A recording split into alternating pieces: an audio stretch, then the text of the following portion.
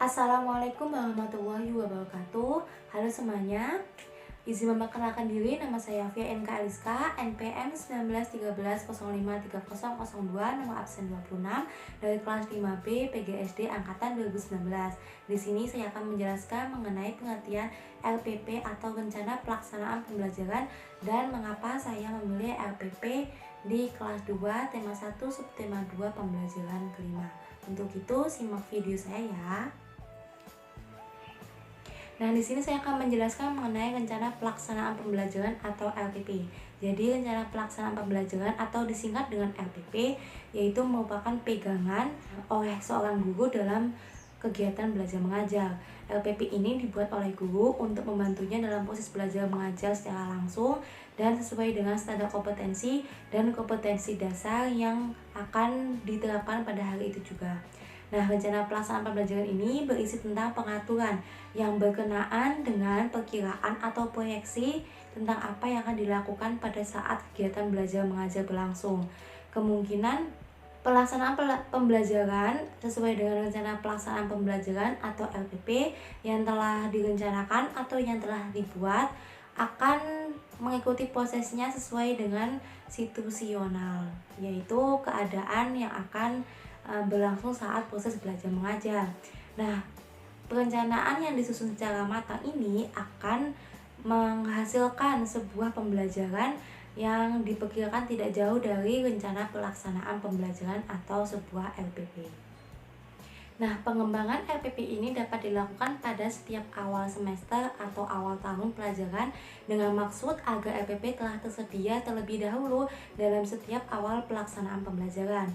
Pengembangan LPP dapat dilakukan oleh guru secara individu maupun berkelompok dalam kelompok kerja guru atau KKG di gugus sekolah di bawah koordinasi dan supervisi oleh pengawas atau dinas pendidikan.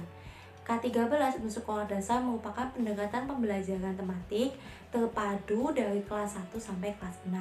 Nah, menurut Permendikbud nomor 81A tentang lampiran 4 implementasi kurikulum pedoman pembelajaran LPP paling sedikit yaitu memuat tentang tujuan pembelajaran, materi pembelajaran, metode pembelajaran, sumber belajar, dan penilaian. Nah, di sini saya menggunakan LPP kelas 2, tema 1 hidup rukun, subtema 2 hidup rukun di tempat bermain, pembelajaran kelima, yaitu muatan PPKN. Di sini saya menggunakan kompetensi dasar, yaitu menerima hubungan gambar bintang, pohon beringin, kepala banteng, padi dan kapas, dan sila-sila Pancasila sebagai anugerah Tuhan Yang Maha Esa. Indikator pencapaiannya ada 3, yaitu yang pertama menyebutkan arti simbol bintang, pohon beringin, kepala banteng, padi dan kapas pada Pancasila. Yang kedua yaitu menjelaskan makna bintang, pohon beringin, kepala banteng dan padi dan kapas dan sila-sila Pancasila. Yang ketiga yaitu mengidentifikasi makna bintang, pohon beringin, kepala banteng, padi dan kapas pada sila-sila Pancasila di kehidupan sehari-hari. Nah, di sini saya akan menjelaskan mengenai tujuan pembelajarannya. Yang pertama yaitu dengan diberikan teks tentang sikap hidup rukun, siswa dapat menunjukkan perilaku di tempat bermain yang sesuai dengan sila ketiga Pancasila dengan benar. Yang kedua yaitu dengan diberikan tes tentang hidup rukun, siswa dapat menceritakan pengalamannya menerapkan sila ketiga Pancasila dengan benar. Nah, untuk materi pembelajarannya saya menggunakan yang pertama pengamalan sila ketiga Pancasila di tempat bermain. Yang kedua yaitu perilaku yang sesuai dengan sila ketiga Pancasila di tempat bermain. Untuk metode pembelajarannya saya menggunakan metode ceramah, diskusi, dan penugasan. Untuk media, alat, dan sumber belajarnya saya menggunakan diri anak atau seorang siswa yaitu dan pedoman buku guru dan siswa subtema 2 tema 1. Dan saya juga menggunakan teks pengamalan Lani dalam saat berlatih menari.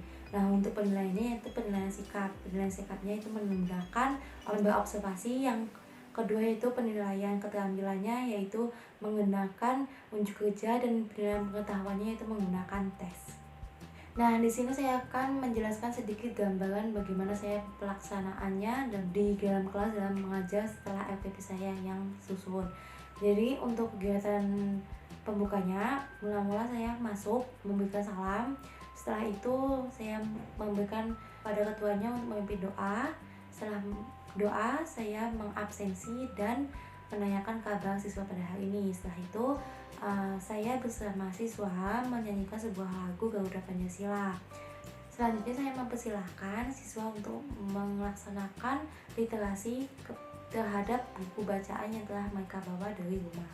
Nah, untuk kegiatan intinya yang pertama mereka membaca teks pengalaman Lani berlatih menari. Setelah itu mereka mencari pemaknaan atau makna di sila ketiga dari teks bacaan Lani berlatih menari. Setelah itu mereka berkelompok, satu kelompoknya itu terdiri dari 2 orang, yaitu satu bangku kelompoknya itu.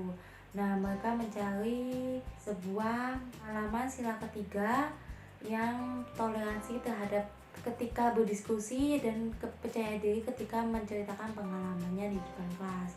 Setelah itu mereka mempersiapkan cerita pengalaman sila ketiga mereka di saat lingkungan sekolah. Nah, selanjutnya saya meminta perwakilan 2 orang untuk maju ke depan di depan kelas menceritakan pengalamannya menerapkan sila ketiga Pancasila di lingkungan sekolah. Setelah itu saya memberikan tugas tambahan untuk didiskusikan bersama orang tuanya. Untuk kegiatan penutupnya ini, saya mula-mula yaitu mengemukakan hasil belajarnya dan menyimpulkan hasil belajar pada saat hari ini. Setelah itu, saya bertanya kepada siswa, memberikan kesempatan kepada mereka apabila ada yang ingin bertanya atau ada materi yang belum dapat dipahami, dan saya akan menjelaskan ulang materi yang mereka belum pahami.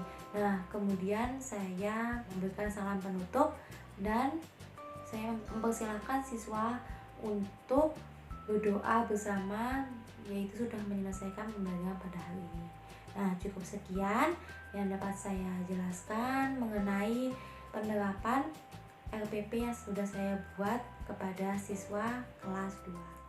Cukup sekian penjelasan saya mengenai pengertian rencana pelaksanaan pembelajaran atau LPP dengan penjelasan sedikit mengenai gambaran LPP yang akan saya terapkan kepada siswa kelas 2. Untuk itu, terima kasih dan cukup sekian saya akhiri. Wabillahi taufiq wal hidayah. Wassalamualaikum warahmatullahi wabarakatuh.